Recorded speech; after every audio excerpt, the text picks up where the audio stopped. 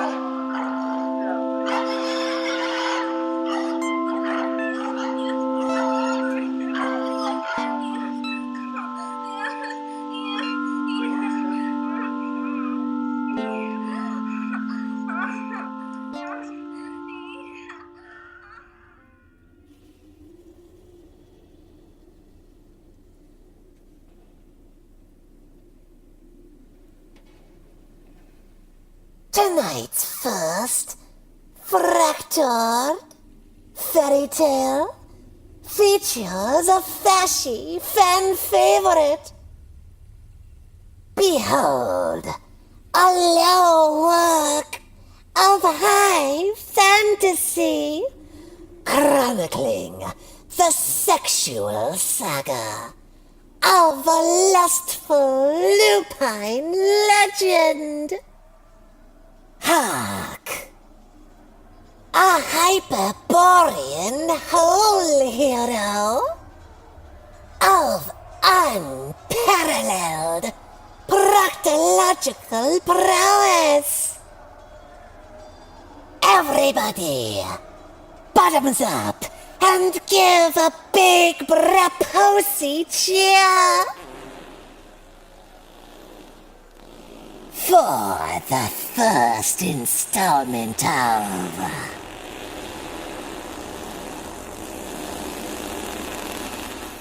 Donovan the Conqueror. Know, O Prince, that betwixt the years when Thule and her people retreated to the stars, and the age of Shangri-La and its overtly sexualized Orientalism, there was an age undreamed of.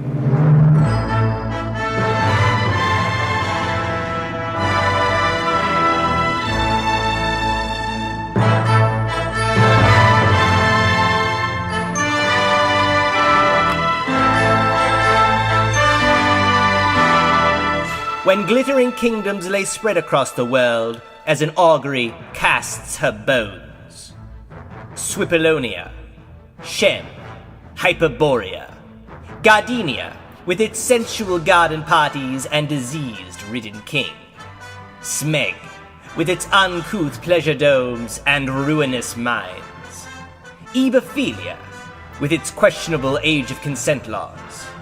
But the most mysterious kingdom of the world was Brapos, ruling afar from the sulfur-infused isles off the coast of the continent. Hither came Donovan, the Vinelander. Bald of hair, sullen-eyed, sword in hand.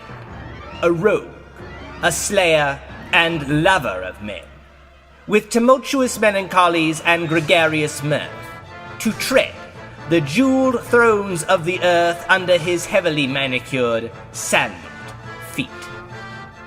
And so we find our valiant wanderer aboard the good ship Neptune's Bottom, sailing eastwards towards the smoky Braposi shore. Donovan, do you see the Braposi coastline? Look hither. It's beginning to pierce the fog. The friendly and overly touchy shipman howled from the bow of the ship. Come to me, Vinelander. Let me show ye the first bits of land your eyes have seen in a fortnight. Donovan the Vinelander, known throughout many lands as being a tenacious fighter, who feared no scoundrel, nor balked at any dire situation, gave a cool and reticent look as his visage began to meet the encroaching isle. At last, Brapos. The sailor esteemed himself an intimate of the barbarian, as they had shared many waking hours with each other, as well as being bunkmates below deck, and had decided that this was his last opportunity at uncovering what was troubling his bosom mate. In all my years in service to this fine keel, I had the chance to befriend but a few of its patrons. Fewer of that small selection were Vinelanders. I am no expert in your people's ways or customs, though I'm sure I would find them agreeable. But I have never known one of your kind to sulk or to betray a taciturn countenance. What troubles your mind, Donovan? Surely, if you are vexed by foreign troubles, Brapos is a place most welcome. They are a secretive lot, though not without a kind of hospitality, and foreign and far away enough that most mainlanders would not find the trouble to come to search for you here. At that Donovan smiled and embraced the sailor. Ah, seaman, I adore thee. Your keen eye of perception does not fail you. I am troubled. But you have it ass backwards. I am not concerned with where I have departed, but where I shall soon arrive. This is not my first voyage to this furtive place. I have once journeyed here in my rowdy and rose-colored youth. I was a fool of a boy, and acted out of turn. I have been wary of this place and its denizens ever since. But now I have settled on making matters right. The shipmen's interests were piqued, for in their profession, gossip and strange tales were regarded as highly as any currency. It's been said the plight of a youthful indiscretion haunts men for most their days. Did it, involve a contest of arms, or something more, salacious? Many a nights did I hear you groan and shout below deck, even when you were all alone. Spurt your troubles into my ears. Let me share in your distress, in the hopes that it can be alleviated. Donovan chuckled with amusement. What they say must be true.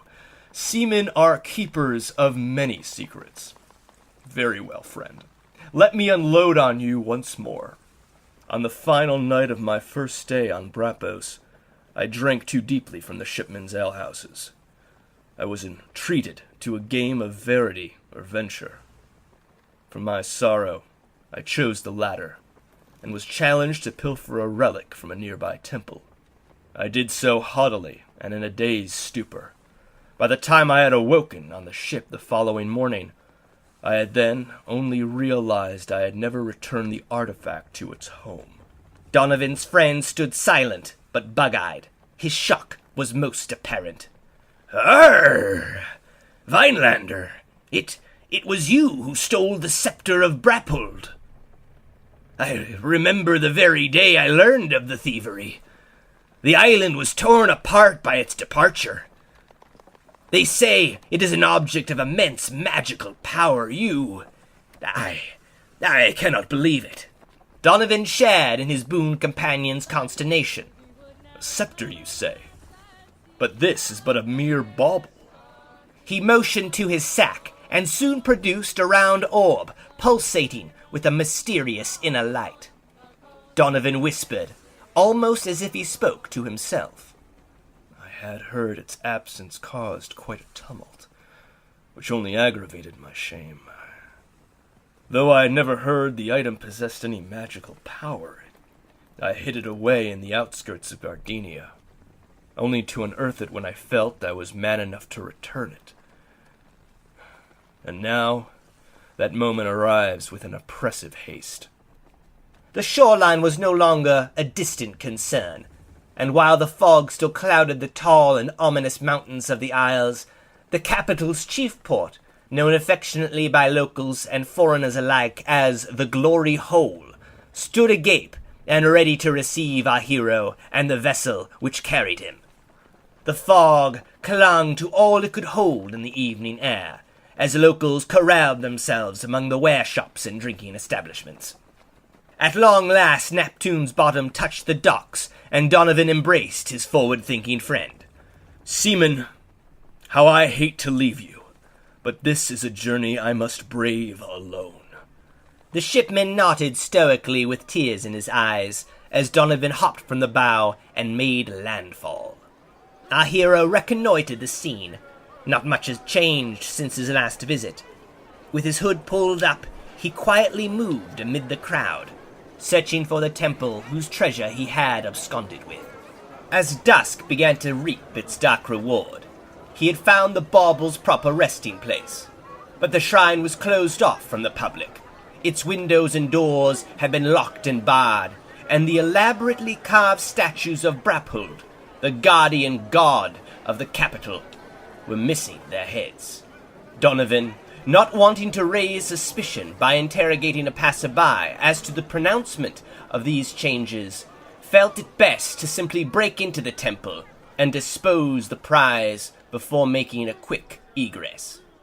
The task was accomplished soon enough, as his meaty arms tore down the bars guarding the nearest window, allowing him access into the inner sanctum. Dust and mold were all that he found. The temple's innards had been ransacked in a desperate attempt to find the scepter. Donovan had never been more ashamed by his actions, as he sighed forlornly and placed the relic onto the broken altar. The task unceremoniously completed, Donovan turned back to the window as a voice hissed out from the shadows. The scepter. Has it returned? Our champion turned as a leopard would, just as another voice answered first. Impossible, Pontius. 'Tis but a mere trick brought about by our own deprivation. This man is but a spectre, a shade to remind us of our doom. Donovan called out. Show yourselves, whisperers of the gloom, be thine friend or foe. Quietly and with trepidation, shapes began to step out from the darkness. They were dressed in rags and were filthy and wretched. Their shapes, twisted and bent by starvation and self-harm. Donovan counted 7 in total, as the tallest of the assembly responded. A friend to any man who would return the scepter of Braphold to its home. Friends of the highest order. He interrupted himself by slinking quietly to the altar to inspect the object. Yes.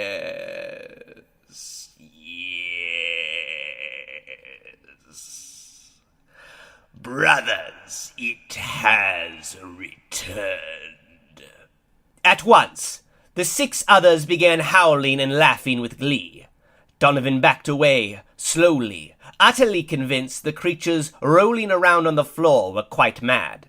He had almost reached the window before the chief of his hosts addressed him again. You, sir, have done the impossible. Let me let us introduce ourselves. We are the Seven of Brapos, and we owe you a debt beyond measure. Donovan stood flummoxed. The Seven were the rulers and war masters of the Braposi nation. These were men of the highest birthright, patriarchs all, stemming from the noblest houses of the Seven Islands, each selected by his fellow aristocrats to their position for life. A nobleman from each isle, joining the others and ruling together to weave the policies and chart the destinies of their people. Donovan could not find the words to match his incredulity, as one of these desperate lot noticed and offered further elucidation. Omens and portents of doom led us to this sorry state. Our power over these isles rested with the artifact. Our citizens were horrified at the loss of the object, and all 7 islands erupted in anarchy and violence. We tried to hold on to power, but we were supplanted by a coven of vile witches. Another chimed in. Hush, vileness! Do not trouble our savior with our woes. I am sure he has no time for it. At this point, Donovan regained more of his composure, as the mentioning of witches piqued his interest. If the 7 of Brapos are in need of a warrior's strength, say on, entombed nobleman, for you address Donovan the Vinelander. What witches do you speak? As some stood back and marveled at the revelation of being in the midst of a Vinelander, others, as if they had just been reminded of their nemesis, immediately began moaning collective sighs and mumbling foul curses until their leader illuminated. They are a coterie of sorcerers whose ship arrived just as the tumult of the island reached its fevered pitch. Note, brave warrior, the coincidental timing. Just as our populace were butchering each other in the streets, they appeared to all the simple-minded as saviors. They spun their magic and performed their paltry parlor tricks, and stupefied the masses into loyal submission, and locked us, the natural aristocrats of this nation, in this place as punishment. Wicked little bitches. One of the noblemen croaked a rejoinder. Not bitches, Pontius. Bitches don't purr. Their leader, Pontius, glowered at this ill attempt of levity. Our guest fails to see the humor, as do I, lascivious. Hold thy tongue. Apologies, Vinelander, some of us. He gestured towards the one who spoke out of turn. Have lost much of our social graces during our internment. The fool does speak truth in candor. Donovan pressed them for more answers. So they are part beast, then? Pontius stared off into some distant place where Donovan could never reach. They are a species unknown to this continent. In our tongue they refer to themselves as the sacred harem of catboys. Grotesque, nay? Donovan did not want to appear rude, so he slightly nodded and tried desperately to hide the hardening of his groin. Oh, yeah. Catboy sorcerers. That's an image. Thankfully, Pontius's concentration was elsewhere. The stooped lord stood in heavy contemplation before uttering, How rarely do Vinelanders reach our shores? The deadliest warriors known to all of men, and here one stands before us. We are already so deeply in your debt, stalwart warrior. I wonder if we could plead one simple task out of you. The reward would be unfathomable. Donovan felt unsure, but out of the guilt he felt over dooming these men to such horrendous treatment and humiliation, grimly nodded, already knowing what they would request of him. Go to the Sept of Scrotia and kill our usurpers. Your prize would be the elevation of yourself to the restored council and a whole island to call your home. The Isle Quifta has a beautiful keep, Lovely beaches and subservient people. You will love ruling over them. Pontius, you slippery old eel! How could you jest with my birthright? The bewildered Lascivious protested. That island is mine by right and by blood. Pontius smirked with blackened teeth. Not anymore. With a flick of his wrist, Donovan witnessed the awesome power of the scepter. The bauble, glowing with an intense light, seemed to grow a handle when activated. Our hero watched as its entrancing luster found the still aghast Lascivious, who tried to scream as he exploded into a mist of dust and bone. The temple quaked, and our hero was unsure if the pulse rumbling at his feet was the scepter's doing, or something else entirely. Pontius turned to his champion. Go now, warrior, and claim your prize. Restore us and ennoble yourself to a position unparalleled. Do what must be done. Donovan, seeing no other option after witnessing the power of the scepter, disrobed at once, much to the consternation of his audience. Clothing, it is said according to Vinelander code, slows a warrior down and marks him as easy prey. Our hero was good enough to say as much, for the looks he spied on his patrons' faces seemed a petition for explanation. Now, a bare-assed nobleman-to-be, Donovan, sword in hand, moved through the empty streets of the capital to the heart of the city, the Sept Scrotia. Quietly dispatching the guards in the rear with muffled ease, our hero surmounted the walls of the keep, and after stealthily moving through the lavish gardens before making an egress into the Sept proper. 2 guards stood armed at every door he reached, and Donovan lunged on them all with deadly silence. Only gurgles from the mouths of the slain, and the slumping of bodies landing on the floor could be heard, as violence covered our hero in shades of crimson. At last, he had arrived to the throne room's doors. There he found no honor guard, but a simple elderly monk resting on the ground in the lotus position. With his eyes still closed, the sage addressed his would-be foe. Woe! Woe! Woe unto you who shed the blood of the brave men of Brappos. Warrior, a cruel wind blows with you. My mistresses beg you to stop this violence. They have sent the remaining guards home. Now only I stand in your blood-soaked way. I am their emissary, Trough, ward of the Catboy priestesses and steward of Brappos. Why do you slay our young men? The sacred harem believes you to be the agent of the 7. Surely your cruelty does not match theirs. Donovan, panting from the carnage, replied, I owe this island and those who use to keep it a debt you could not possibly understand, old fool.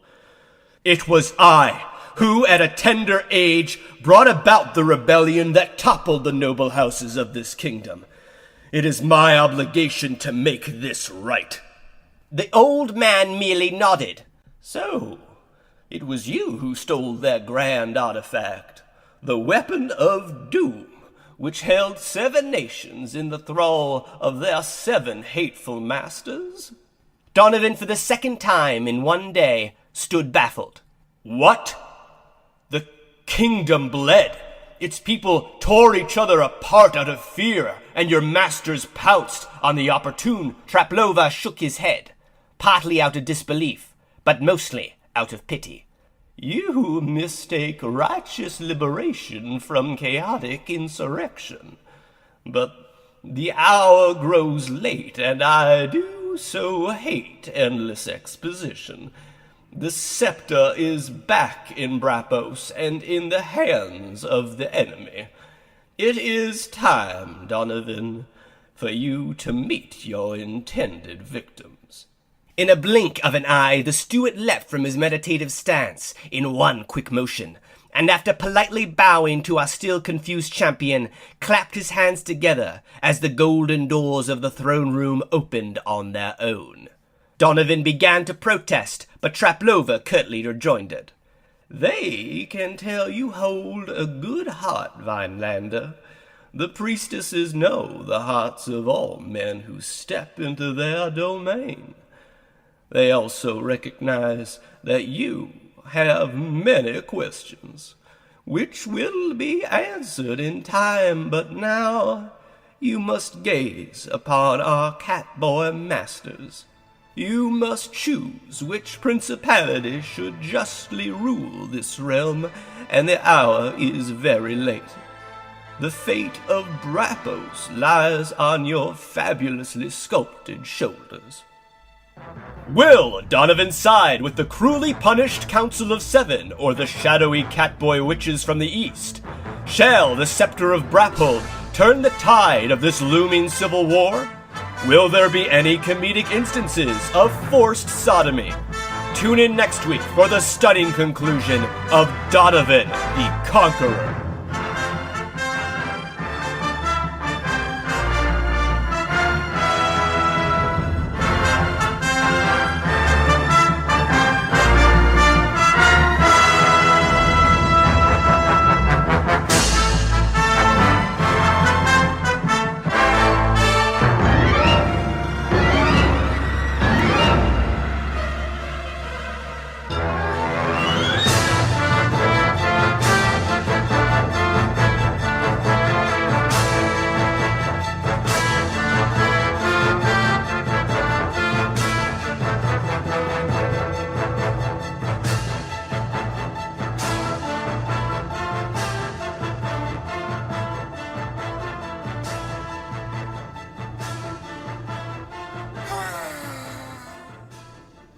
A man after my own fart. Clap your cheeks, boys. What a performance!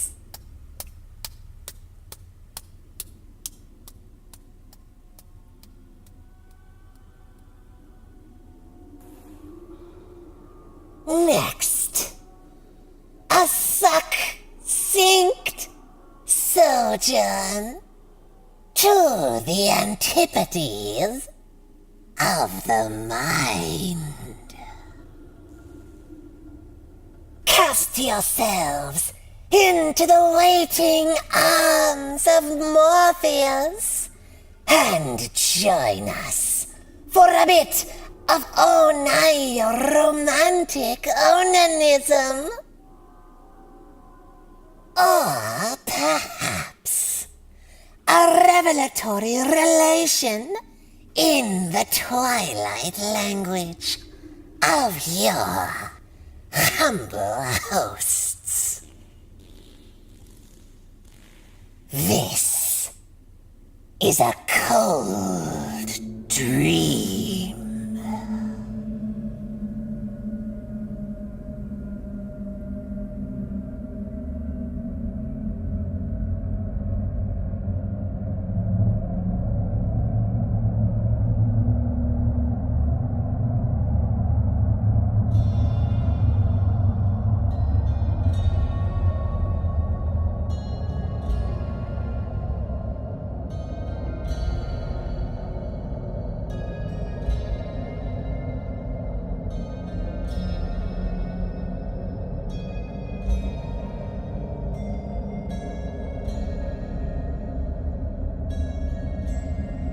I am in a cold room.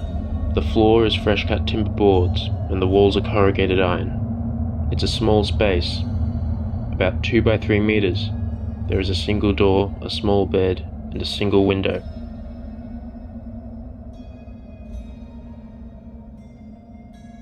I am not alone in this room.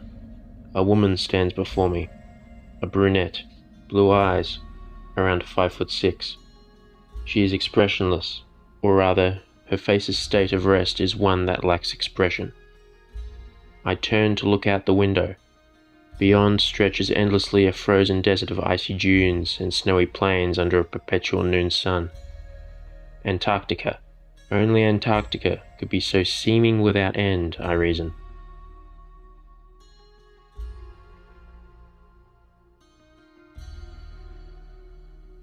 This is a second-story window. As below me I see there are people in fluorescent orange and navy blue snow gear, shuffling about carrying boxes or talking amongst themselves. This is an expedition to the South Pole, I think. I should be excited, but I am unusually nervous.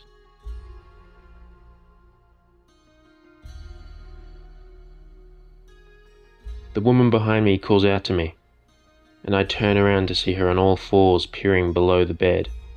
"We are not alone," is all she says. She then reaches under the bed and into that dark space, and draws out a brown bear cub. I have never seen one before. The woman then slowly collapses onto her face in a prone position, while the bear latches onto her arm. My trepidation is realized then when the cub began gnawing and burrowing into the woman's arm. I exclaim. I try and pull the bear off. I try and shake the woman awake. Nothing. She's completely unresponsive, but alive, conscious even. I turn to the window, and my fear turns to terror. Outside on the blood-soaked ice, the ravaged remains of the Antarctic explorers were being toyed with by otherworldly creatures. Tall, grey octopus-like monsters with tendrils for appendages were busy at work rending those poor people into mash. I panic and begin to climb out the window and onto the roof. It is the sloped roof of a large aircraft hangar-like building. From there, I look out for ways to escape. About 100 meters away, there is a propeller passenger plane. I slide down the side of the building, and I run. I run through the snow and across the ice. I could feel them behind me, chasing me.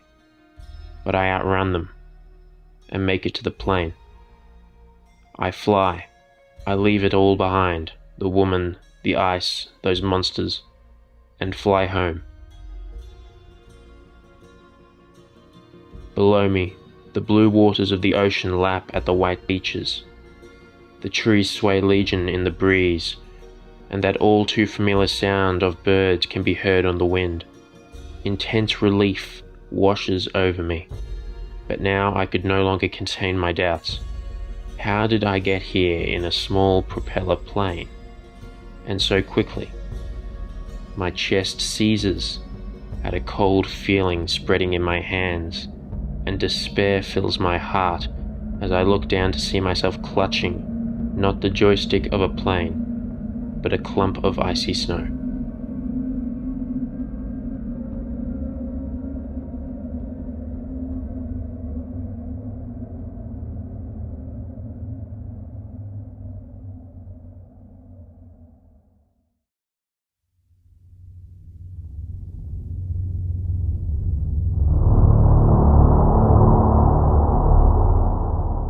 Are you a man of destiny? A child of the stars? Of course you are. You're listening to a podcast made by racists on the internet. And you know what that makes you? A patrician. A master of destiny.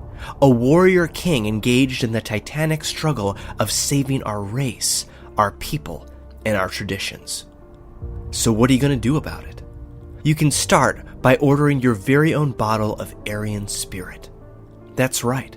The essence of your ancestors synthesized and packaged into a limited edition decanter that may or may not resemble an empty bottle of whiskey. The Aryan Spirit does more than just add clutter to your already filthy room. It's a totem to remind you of what we're fighting for and an aide-memoire of who you are becoming. Do you think small-scale practical solutions for improving the lives of your fellow Europeans are beneath you? Does the idea of cleaning up your neighborhood park or spending your time and resources doing a food drive for the impoverished trouble you? It should. You're not a doer. You're a thinker, a philosopher, a leader. Some foolhardy doubters will claim fascism is about action, that it's about forming bands of like-minded individuals who push each other to better themselves and better their environment. That, of course, is wrong.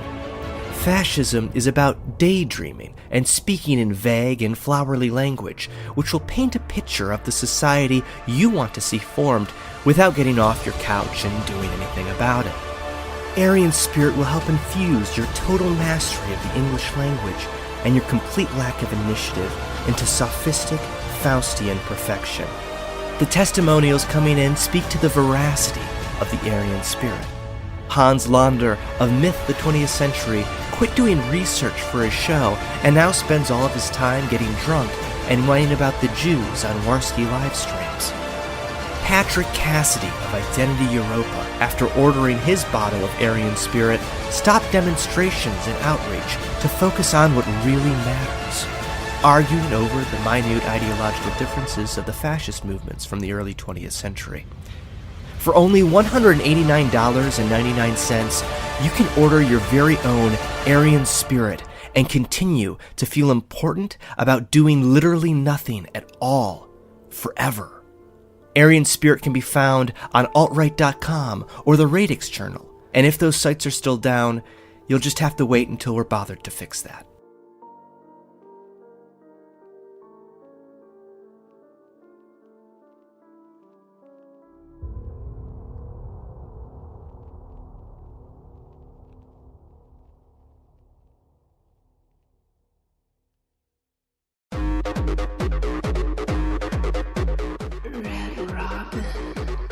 Hey, Anon, what you doing?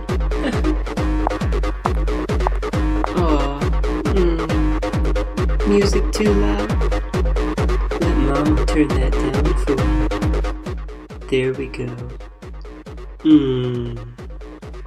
That coding job got you a little tense around the shoulders, huh? Let me, work that out for you. Your poor fingers tired too? Let Mama take care of that.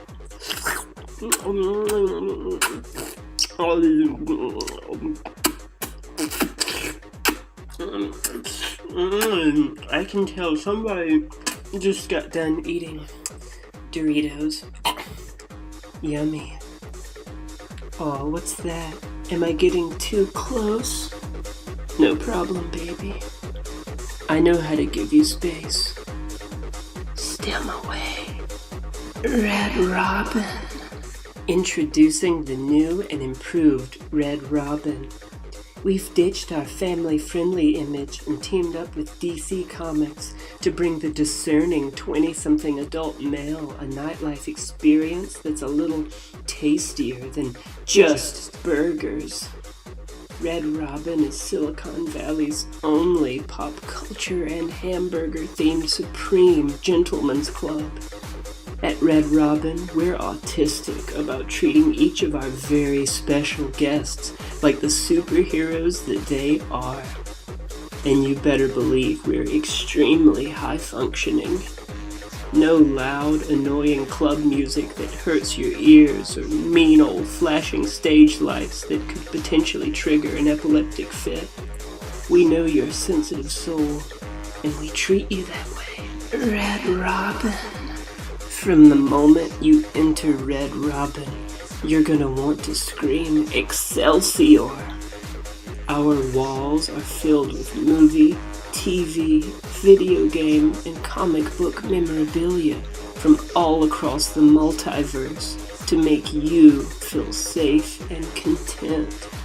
It's like a hard rock cafe, except the rock isn't what's going to be hard. Red Robin.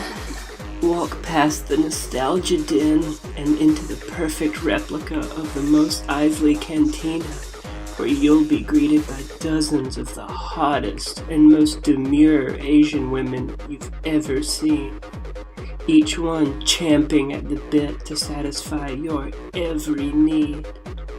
And, oh yeah, by the way, in this version, Han definitely shoots first.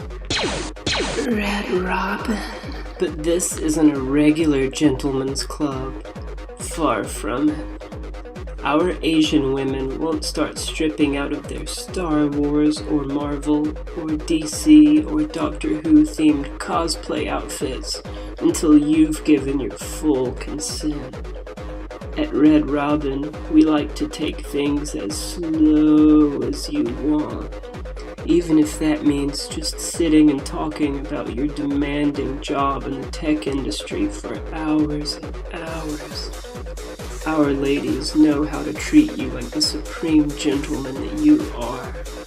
And for the strong, silent types, Red Robin offers a free hamburger buffet from 10 p.m. to 2 a.m. every night. For a limited time, you can try our Marvel's The Avengers brand Texas Picante Double-Decker Thanos Burger. 5.5 meaty inches of American Angus beef, dyed purple in honor of Marvel's big baddie. Unlike Marvel's The Avengers Spider-Man, though, when this baby starts to disappear into little triangular pixels, you're gonna feel so good. And if burger buffets and pop culture-themed strip teases aren't your cup of tea, you can always enjoy yourself in our special VIP-only Batcave, where you can simply sit in solitary silence and watch your favorite movie or TV show on one of our 88-inch Samsung Class Q9F QLED 4K TVs. With colors so vivid and a sound system so breathtaking, you'll forget all about your inability to get a regular girlfriend. Our Batcaves are a regular fortress of solitude for the hard-working inner child who's been dictating all of your life choices for the past 20 years. Give that little guy a break and let the ladies of Red Robin do what your single mom couldn't. Show you how to be a real man. Red Robin. Red Robin also offers hosting for your big event. Whether it's bachelor parties, birthdays, or bar mitzvahs, Red Robin will be the scantily clad sidekick that has your back. And remember, Red Robin always has been and always will be trucker and incel friendly. No judgments made here. Red Robin.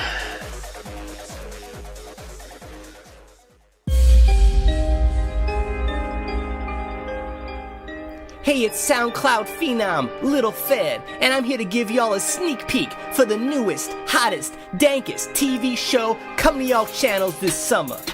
VH1's Woke Wars. Roll that tape, nigga!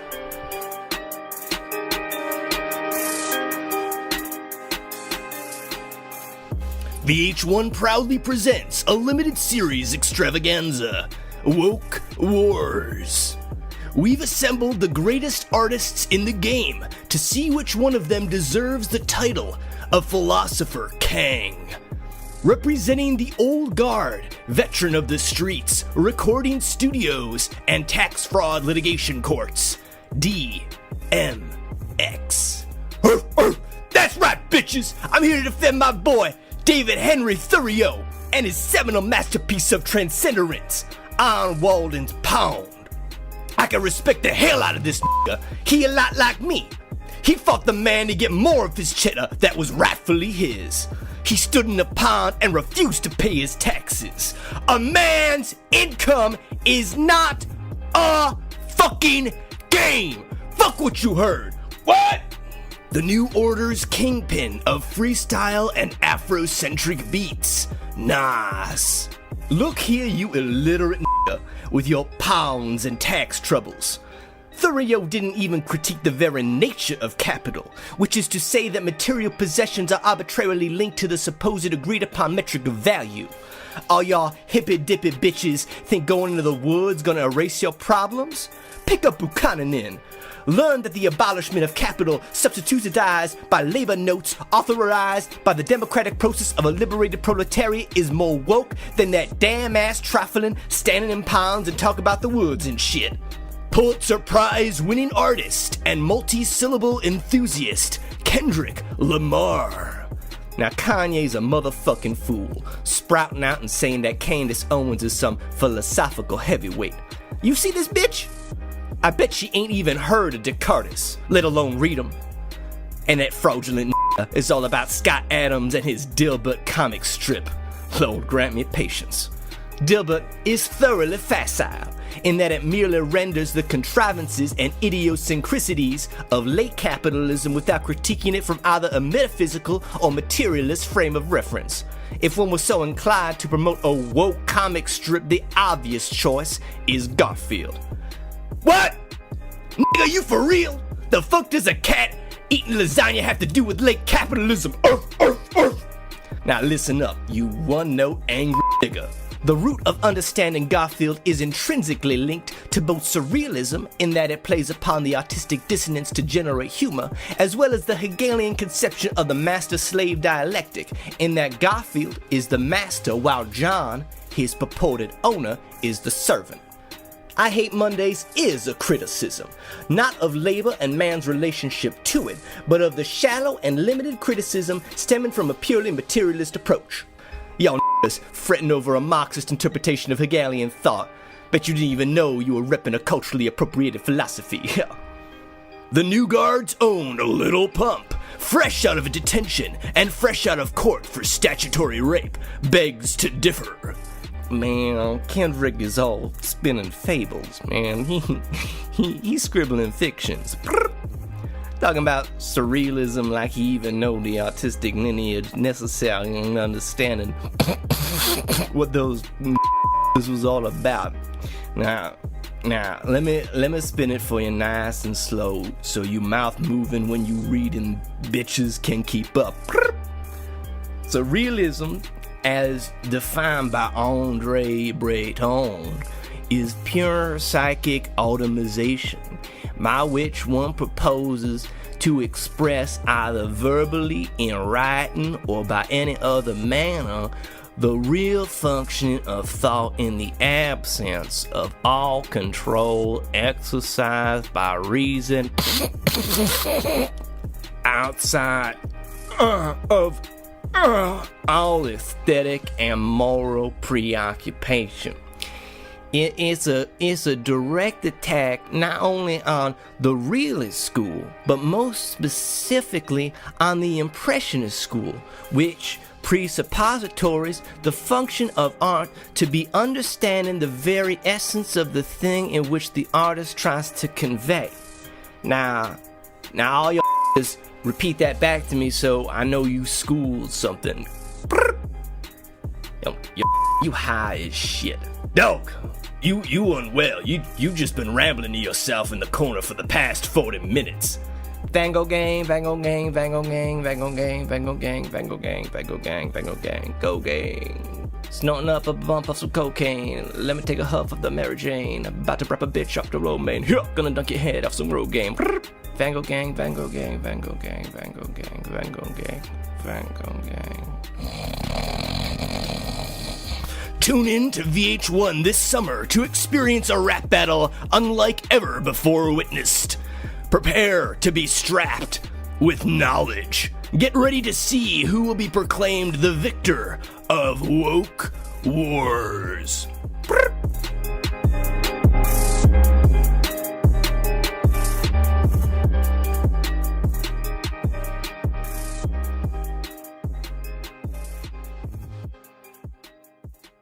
What's going on, everybody? It's Jeffrey with Jeffrey's Cool Human Reviews. I'm back! Hey, muchachos. Just want to come at you today with a review of a slow-roasted leg of a 20-year-old Negro male. Yeah, as you guys know, I'm not a huge fan of the dark meat. I'm more of a fan of white meat. I occasionally enjoy the Asian barbecue, if you know what I'm saying. But this one just kind of fell into my lap, and so I figured I'd try it out and give you guys my review. So anyway, without further ado, let's just go ahead and get into this thing. Honestly, it looks kind of like Black Forest ham. If I'm being honest, it's very succulent. Roasted in the oven for quite a while here. But let's just dig into it. Let's just see what it tastes like. All right.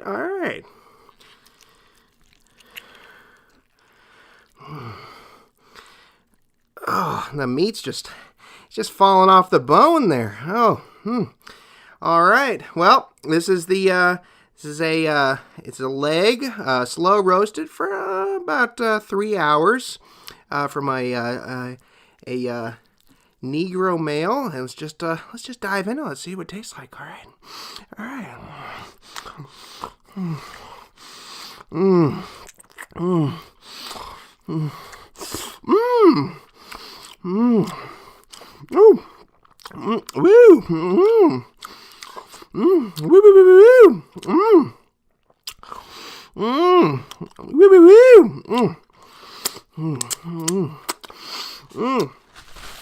You know, I didn't even season this before I cooked it, but there's like some natural saltiness right under the skin, and just a little hint of spiciness just in the meat. That's coming from the meat itself. I didn't do anything to it, but this is not bad. Not at all. Here, let's get let's see here. The bone's kind of stuck a little bit here. Oh, there we go. All right, let's try a little bit more of this.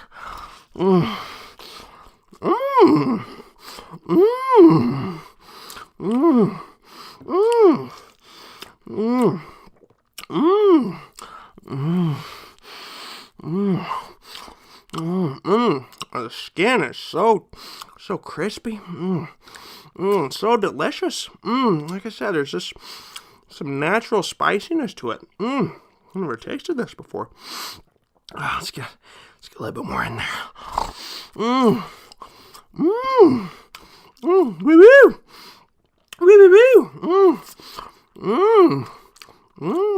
Yeah.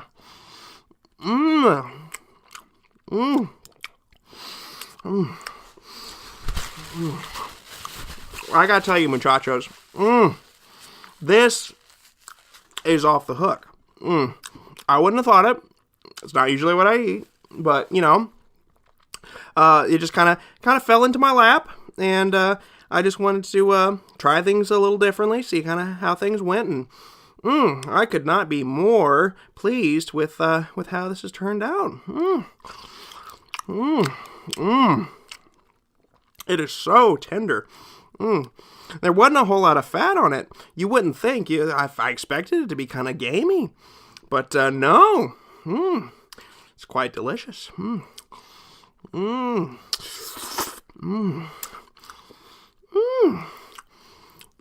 Let's get a little bit more of the skin there. Oh yeah. Oh, I think that's the best part. Really, that's my favorite part. Oh,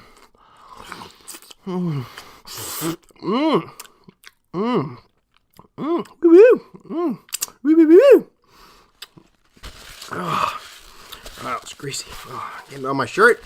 But that is, muchachos, that is a delicious cut of meat right there. I gotta say, that is quite good. I wouldn't have thought it. You know, this is a great little, you know, you're having a weekend, maybe. You got a weekend off, and you just want a nice little meal to tide you over the weekend. You know, something to eat while you're just sitting around the house. Maybe have a couple of beers. It's not bad at all.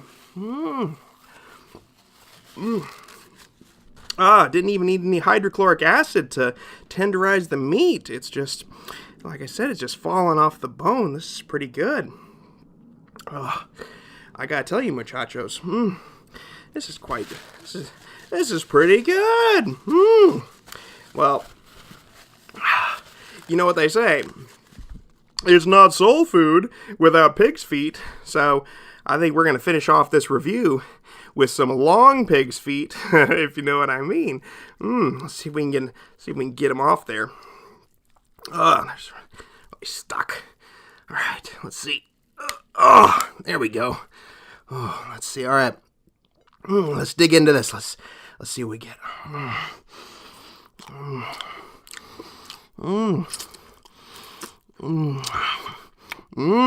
Oh, man. I gotta say, it's not quite as good. It's not quite as good as the meat from the top, but a little gamier. But there's a whole nother flavor in them that I wouldn't have expected. Let's see. It's a little bit more tough than the main meat. Let's get this thing off here. Oh, there we go. All right. Oh, yeah. Get that toe there.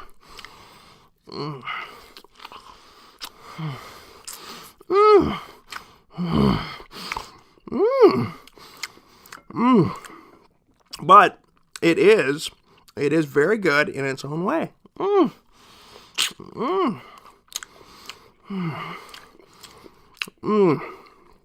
That wasn't bad, muchachos, I'm not gonna lie. But you know what? Just to finish this off, I'm gonna go back to the ham shank. Let's just get a little piece there. We're gonna make that our last bite.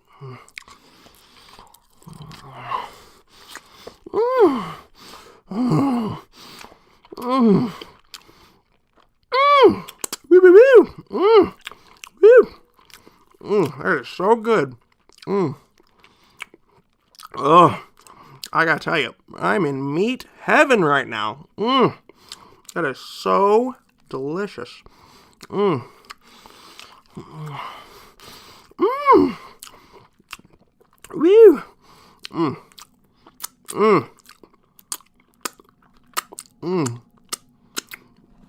Oh, all right. Okay. Now for the part you've been waiting for. On a scale of 1 to 10, I gotta give this. Oh, muchachos, I gotta give this a 9.9 out of 10. It is off the hook. It is so good, and I wouldn't have thought it. I hadn't tried it for so long, but it is so good. You know, if you have the opportunity, I'd say go down to your local bar or dance club, go pick you one of these up, take them back to your house, see what happens. I think that you're going to be a happy camper. I think so. This is a pleasant surprise. So, yep, the slow roasted dark meat leg. I'm gonna give it a 9.9 out of 10. It would have been a little bit better. I'd give it a 10 if it had some dipping sauce to go with it. So, just a lesson for next time. But yeah, muchachos, I think that you should give this one a try. It's got my recommendation. So. Anyway, that's going to be enough for me. I'm Jeffrey with Jeffrey's Super Cool Human Reviews. Don't forget to like and subscribe, and I'll catch you guys next time. Whee!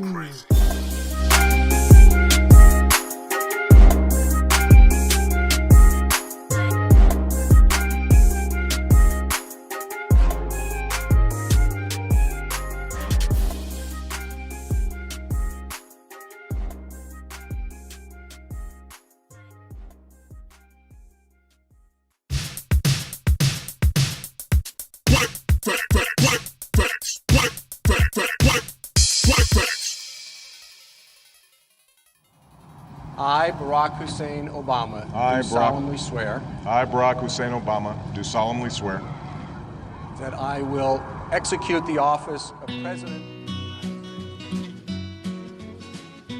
The day was January 20th, 2009. It was a balmy and overcast Tuesday in the Masonic capital of the New Atlantis. Barack Hussein Obama stood upon the black square of kingship located in the uppermost point of the most holy and exalted hexagram of benevolence that's formed by the most important streets in Washington, D.C. Throngs of screaming blacks and browns encircled the scene of this black magic ritual like pilgrims performing the circumambulation of the Kaaba at Mecca. Their gruff animalistic cries of delight swelled and merged into a single bestial tone like the savage purring of a lion who has slaked its thirst on the blood of its rivals and now sits, serenely observing its newly claimed territory. Although the coalition of freaks and weirdos on the debased left viewed this as a triumph of the human spirit, the thousands of demons, jinn, and various other fell spirits who watched on in glee at this dark ritual would beg to differ. Stick around for this episode of Black Facts to find out just how right those demons were. Off to the side, but within earshot, Obama's handler watched on too. There in the shadows, he quietly mouthed the litany of trigger words that would ensure the decades-long plan of ultimate mental domination of the demon-soaked soul of Obama would reach its crescendo during the ancient American ritual of presidential inauguration. Monsanto, Facebook, Boeing, Pfizer, Bilderberg, Avocado. On and on the list went. This was the culmination of all the deep state's antichrist breeding projects, all their racial holy war games, not to mention their countless psyops, counter-ops, post-ops, and op-ops. It could all be undone if the spell was broken at this crucial moment, however. It was do or die. The Grand High Magister-elect asked Obama to place his hand on the Satanic Bible and to repeat after him.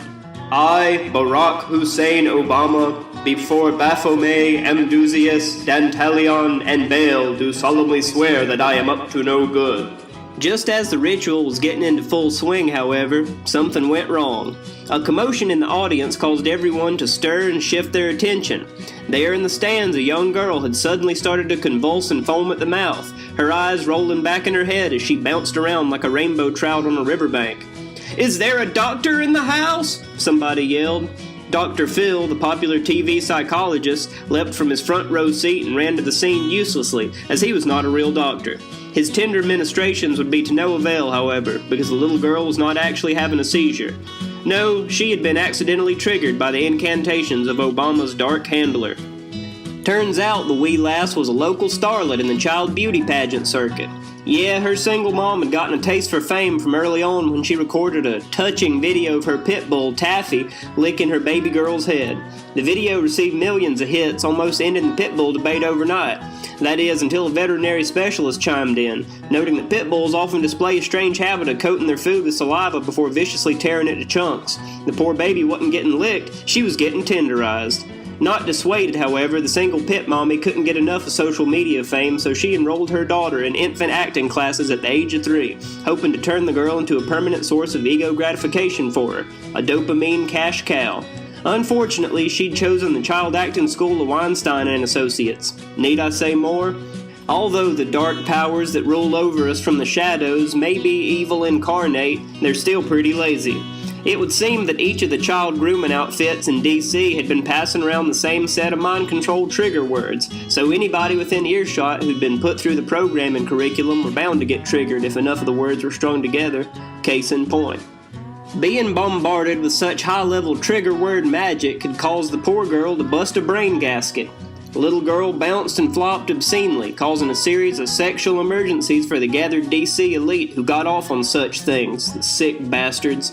Bedlam reigned as dozens of aging politicians and lobbyists got out of the way of the girl, each fearful of the lawsuit that might be foisted upon them were they to touch the sexy, convulsing child. Dr. Phil had long since fled screaming and foaming at the mouth because a few of the trigger words had had a delayed release feature built into them. It was probably Incel or Kanye that did it.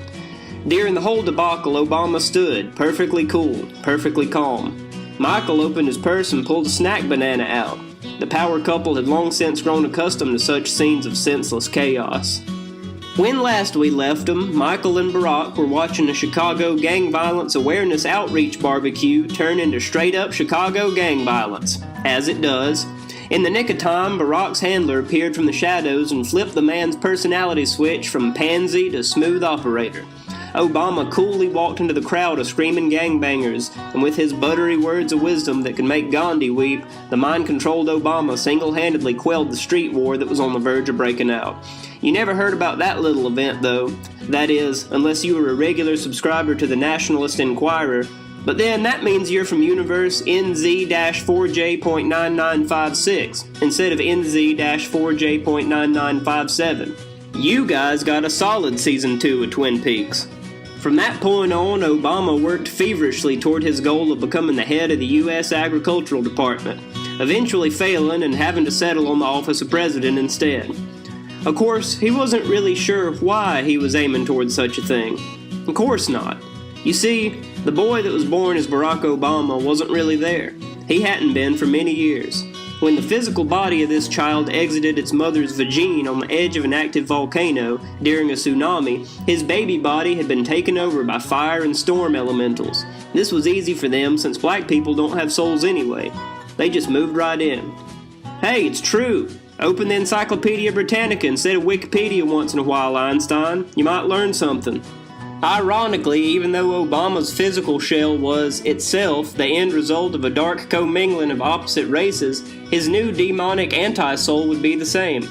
The demi-man's psyche was cursed to forever be an empty, shadowy arena where the fire and water elementals who possessed him were to engage in immortal combat, forever striving in their way for domination of the man's faculties. This is why his handlers from the U.S. Health Department claimed he suffered from a mild case of bipolar disorder. Of course, the case wasn't that mild. The devil man could be heard late at night screaming in a hellish double voice as he thrashed about the White House's guest kill room. Many a trafficked child and illegal Mexican maid knew what it was to be roasted in the depths of the White House during the Demon Lotto's 8 years, I can tell you. Barack Obama's time as president of the United States was fraught with so many scandals, bungled Secret Service ops, unprecedented expenditures of black budget funds, and dead children that had to be funneled down the direct access tube to hell that resides in the White House's basement that it would take us hours to go through it all. Instead, I've compiled a few of the juiciest happenings into a listicle. Sorry about the ads. This is Jan Brady from TV's The Brady Bunch. You won't believe what she looks like now that she made $2 million fast with this one neat trick that gets rid of crow's feet and varicose veins. Doctors hate her. Enter the first 9 digits of your social security number into the field below to be added to our elite email queue, and you could win a 2-week, all-expenses-paid Carnival cruise to Mars! Shut up, retard! Point number 1. Through Executive Order 1556, Obama defunds the No Child Left Behind program and initiates his own replacement, Every Child Left Behind. The name would not be made public. The purpose of the program was unclear at the time, but intrepid truthers would later learn that it had something to do with the series of apocalyptic Christian fiction novels written by Tim LaHaye of the same name. Since its inception, every monument to the Ten Commandments has been removed from every American school. They have yet to be returned. Point number 2. Although most of the well-connected satanic pedophiles who rule over the brain-dead silent American majority were in the loop on the fact that Barack's wife was in fact a 6'4" tranny, the fact was suppressed in order to keep up appearances and not prematurely bring about Fagnarok. There would always be a few ankle-biting reporters who would try to break the story, however. One of them went so far as to sneak an under-the-dress photo utilizing a selfie stick at a fancy dinner. He was found dead in his D.C. home the next day, impaled by the very same selfie stick. Court ruled it a suicide. Point 3. The media would occasionally touch on Obama's analytical side by showing posed photographs of him giving thumbs up beside Lego structures he built, but they dared not reveal the full extent of the president's autism, lest they undo all their carefully constructed narratives. White House staff were sworn to secrecy when it came to the president's proclivities regarding small, heavily detailed hobby projects, military vehicles, spacecraft, boats, skyscrapers. Obama built them all, using nothing but his own boogers. Point number 4. The amount of drone strikes carried out by Obama has become something of a meme. And yeah, he was the first sitting president to have access to the technology, as far as the US public is concerned. But when you lay out the sheer number of illegal attacks carried out at home and abroad, you're left with a very different picture than the one painted by the liberal suck-off circle known as the US media. Obama was in office for 2,922 days. You're never getting those back, by the way. During that time, he gave the go-ahead to at least 13,000 drone strikes, and that's just the ones we're aware of. Putting it in simpler terms, that's more than 4 strikes every single day. Probably closer to 14, knowing how these bastards operate. Now, most of the casualties were Middle Eastern, so it isn't really a big deal. In fact, the argument could be made that Obama is secretly our guy, and that he just utilized the blind obedience of his liberal lapdogs to act out his imperial ambitions undetected. But that's a flimsy argument, and come on, I already told you that he's literally possessed by demons. The real tragedy is the Crisis Actors Guild meeting he accidentally droned. Poor bastards thought it was a rehearsal. The loss of those 100 highly trained floppers, screamers, and weepers set the deep state false flag schedule back 2 years. Hell, they even lost their double amputee. They'd used that guy in every false flag since 9/11. He was 2 days from retirement, too. Sexy Latina cougars in your area are DTF right now. Click here to find out how they can help you get the keto body diet plan pills that will kickstart your life into high octane, and play the 100% free cell phone game that will allow you to find sex offenders in your area just by entering your email and credit card information into this totally free survey about home flipping. Try not to come. Okay. Point 5. For the last 100 or so years of its existence as a sovereign nation, America has been growing more into the form of a powder keg than that of a melting pot. The creeping sepsis of diversity has been egged on by the rotating crowd of 105 IQ retard pedophile bureaucrats and their soulless derp state rabbis. A nice white population was berated and traded for steaming piles of Somalians, Syrians, Mexicans, and Italians. Obama did nothing to stop this. In fact, he did everything he could to stoke the fires of black and brown resentment, pushing as hard as his office would allow for out-and-out race war. At every turn, he failed to condemn the actions of the terrorist organization known as Black Lives Matter. He just leaned back, sucked in his teeth, and used that tried-and-true tool that is the hallmark of ungrateful, ignorant people the world over. He blamed Whitey. Of course, this was all part of his plan. Fill the country up with warring tribes of aliens, cause an eventual national emergency, unleash martial law, drone strike anyone who doesn't submit. Boy, he sure did love drone striking people. Anyway, the absolute state of seppo cognitive dissonance is on full display anytime the topic of Obama's presidency is brought up. Empty-headed, idealistic 18-year-old girls who communicate in an unsettling mixture of emojis and quotes from rap songs hail him as the, quote, greatest American president we've ever had. They talk about the first black man in the White House as healing racial wounds, bringing us all closer together in some kind of faggy communist soul link. The reality is literally the opposite. Everyone continues to rage in the streets, and Heritage America is pushed closer and closer to that hypothetical breaking point that everyone hopes and prays still exists. Thanks a lot, Obama. You were a talented accelerationist if nothing else. Point the 6th. For years, the sickly cat ladies of America had attempted to force the state to pay for the costly treatments of their raging toxoplasmosis to no avail. Year after year, they would descend upon Washington, their stained, ragged garments filling the air with the acrid scent of feline urine as particles of pee wafted off their clothes and into the air. DC already smells like piss, but for those few days the cat ladies were able to crank it up a notch, causing anyone in the vicinity to experience a certain lightheadedness, a kind of giddy ebullience that caused all of their stupid ideas to suddenly make a lot more sense. Well, their olfactory assaults had proved unsuccessful for years and years, but eventually their time of triumph would arrive with the inauguration of Obama. He'd eventually ram through the shitty goddamn program called Obamacare and force the American people to pay for the medical care of all the mutants he'd imported. Joke's on the cat ladies, though. There's no cure for cat's crotch fever. Okay, my ad revenue's running out, so I have to wrap this up. I've highlighted the fact that Obama was a demon-possessed mulatto madman who was being manipulated at every turn by shady paragovernmental operatives. I've told you about his gay lover Michael, who was surgically transformed into the female farce known as Michelle.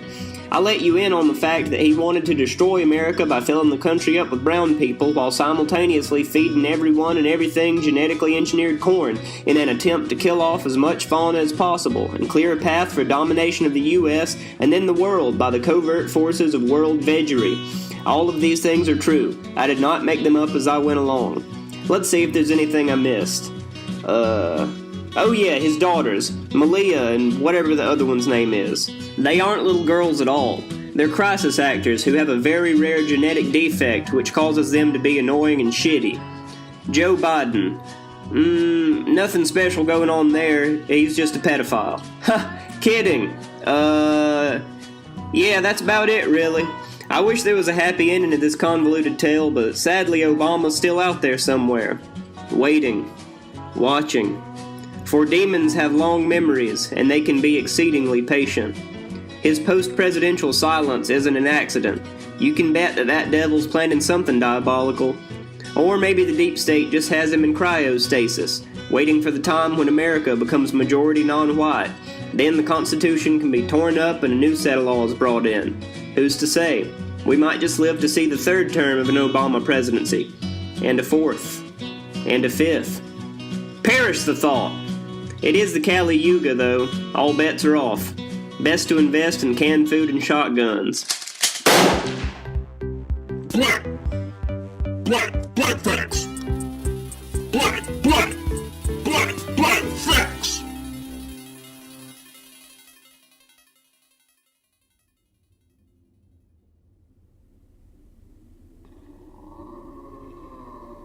Finally, an eschatological epilogue from the meditations of Homo Ultimus that really put a chill in my bone.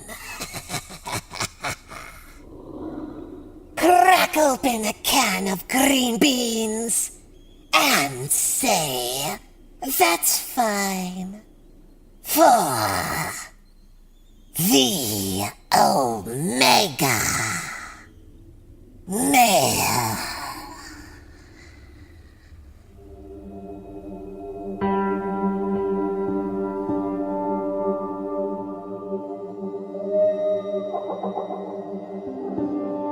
I had a vasectomy yesterday, and when I woke up this morning, my wife surprised me with this.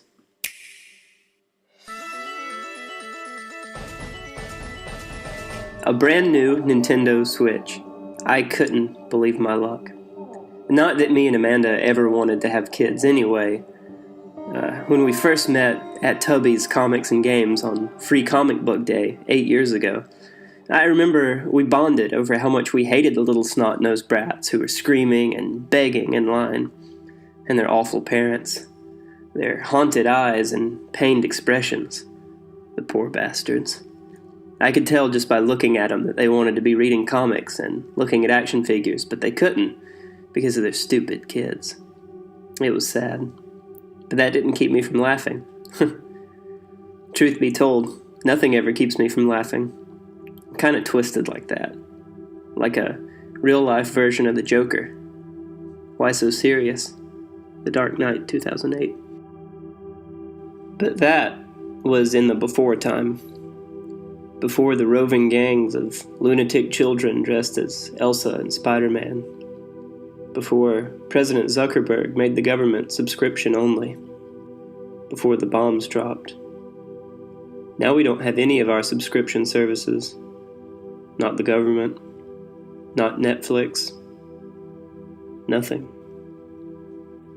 All we have are each other in this nightmarish hellscape of post-apocalyptic America. Me and Amanda started living with each other after dating for 4 years. I remember when I asked her if I could move in with her.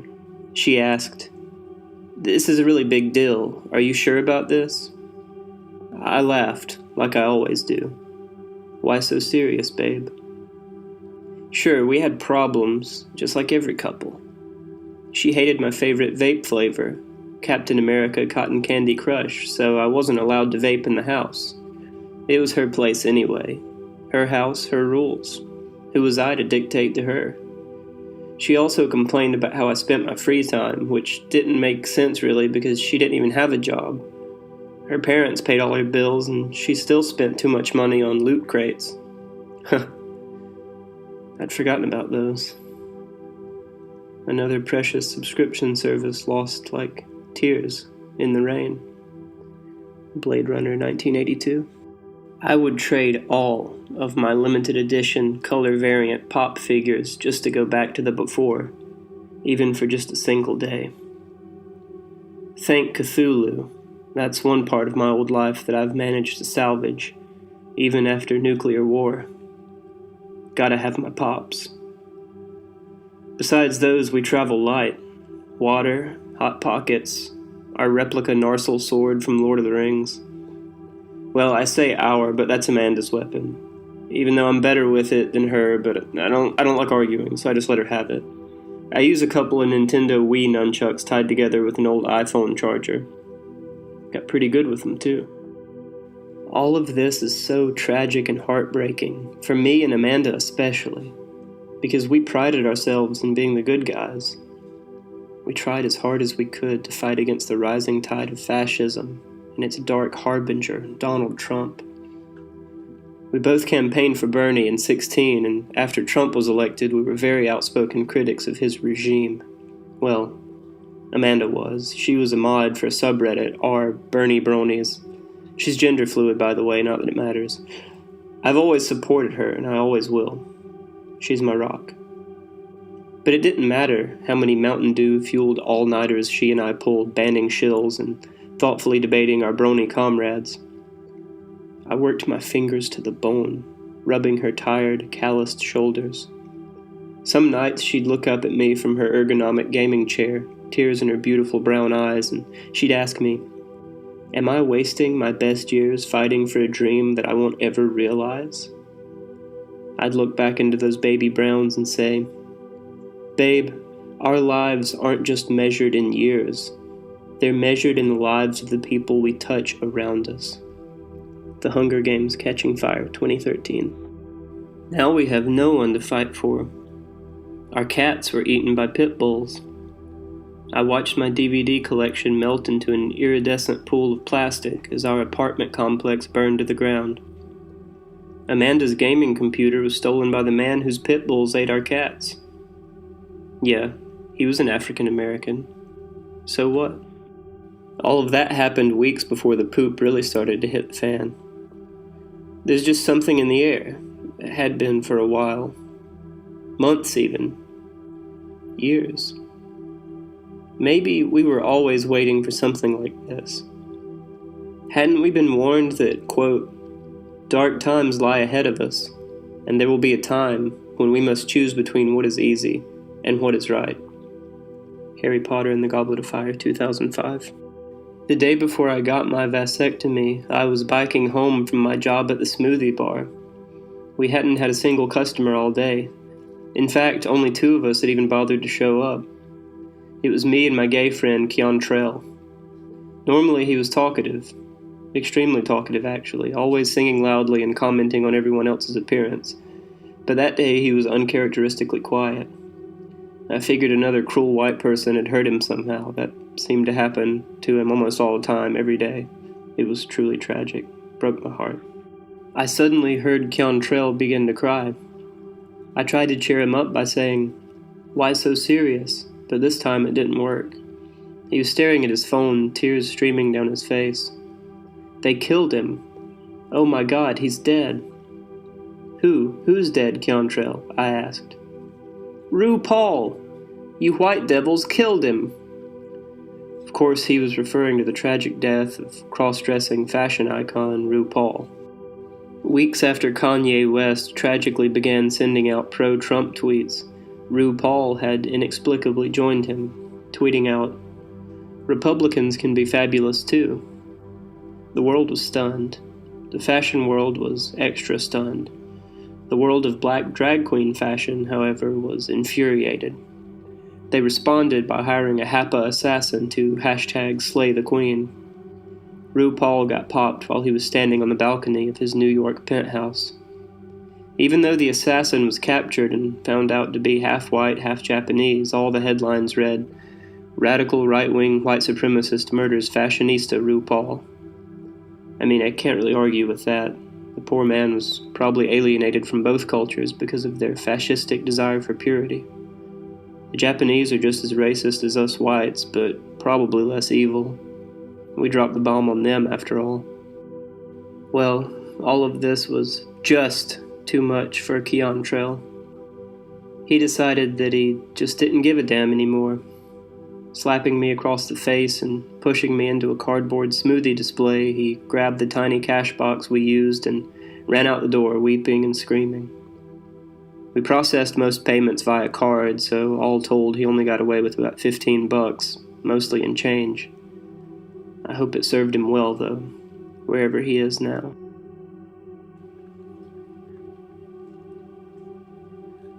That day was, for me, the beginning of the end of civilization. Things started to heat up fast after that. There were literal pussy riots in the streets of most major cities. Our brave, strong women were resisting Trough in the bravest, strongest way they could. No trash can remained upright after the second week of urban combat. I helped by making gluten-free sandwiches for Amanda and all her squad mates whenever they would go out protesting. It was like the Reddit days all over again. God, when would white supremacy end? The only thing that kept me sane was my brave queen Amanda, and my Thundercats DVDs. Now our world is a wreck. It looks like we failed and Trough won, even though he wasn't in office when World War III broke out. It was still his fault. He made all the decisions that led to total war. We all know this. Now me and Amanda wander the hollowed-out shell of America. We have a little rickshaw that I fashioned out of baby carriage parts. I never get to ride in it, but that's fine. I feel better knowing my baby is safe as I pull her through the decimated streets. She's my everything. You know, it's kind of nice, actually. We always wanted to travel, but never got around to it. We could never really take off of work at the same time, so Amanda would usually take a trip to Vegas or wherever, and I'd stay home taking care of the cats. When I had time off, I'd just still stay at home and try to catch up on chores. But now we have all the time in the world. And since I'm fixed, there's no way we'll ever have to worry about bringing a baby into this godforsaken world. Small comforts. I think we're somewhere in Texas now. Not really sure. Never been good with directions. I just wake up sometime before dawn and go scavenging for more prepackaged food. I love movies, or I used to love movies, but I guess they aren't as accurate as I once thought because there's canned food everywhere, literally just laying on the ground. Thank God, because I don't think I could kill another living thing if my life depended on it. Not an animal, anyway. A person, yeah, maybe. I hate people. But I hate myself, too. My pain is constant and sharp, and I do not hope for a better world for anyone. American Psycho, 2000.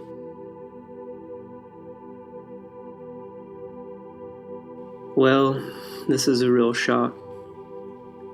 This morning when I woke up to go scavenging, I found Amanda doubled over the ditch, vomiting. This is the third or fourth time I've found her like this. She says it's nothing, but I have my doubts. Despite eating nothing but canned green beans and saltine crackers, she's managed to put on 10 or 15 pounds, too. I know what this means. I'm not an idiot. A few weeks ago, we ran into another group of apocalypse wanderers. That's another thing the movies have wrong. They always portray everyone as tough and mean in these end-of-the-world situations, but since food is plentiful, no one really fights over resources, so everything is actually pretty chill. Well, these guys seemed really cool, I guess. They were kinda loud and annoying, but it had been a while since we'd seen anyone else, so I swallowed my tongue and played nice. One of them was a real buddy-buddy with Amanda from the get-go. Why wouldn't he be? After the bombs dropped, she'd finally been able to lose those 50 pounds that had been bothering her. She looked beautiful. Any man could tell that. Well, I lost track of him for a long time, but I figured that Ragnarok didn't mean she was suddenly back to being a disempowered housewife. Weren't even any houses left anyway. So once again, I didn't say anything, and I let her do whatever she wanted. I assumed they were just talking about shared interests like basketball. But now I know. I see her belly growing day by day. I guess this is my fate then. To raise a child that isn't mine. Well, I don't believe in God, but I guess the universe wants me to make sure that humanity goes on, even in this nightmare world where every meal is canned green beans. That's fine. I've always been a nice guy. And really, I'm just glad the baby isn't going to be white. I'll find some Martin Luther King books in an abandoned library somewhere and raise my son or daughter to be just like their father. A strong, proud African American. It's the least I can do. After all, life finds a way. Jurassic Park, 1993.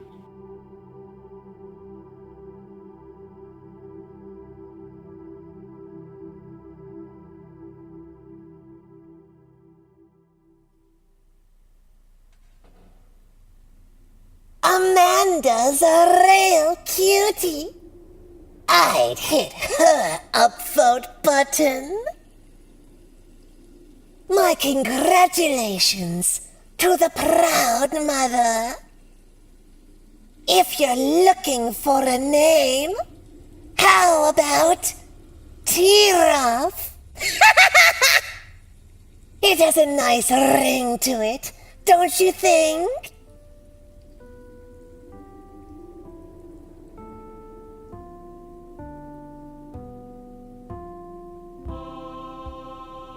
How did you like the show, kitties?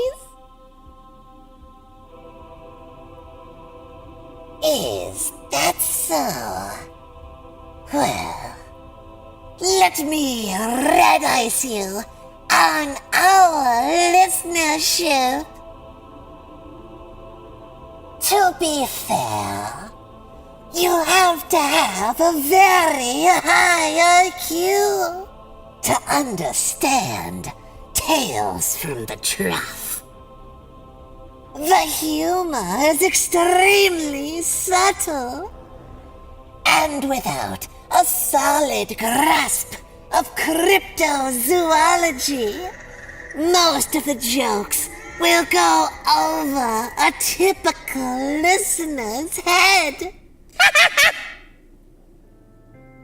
There's also Bill's nihilistic outlook, which is deftly woven into his characterization.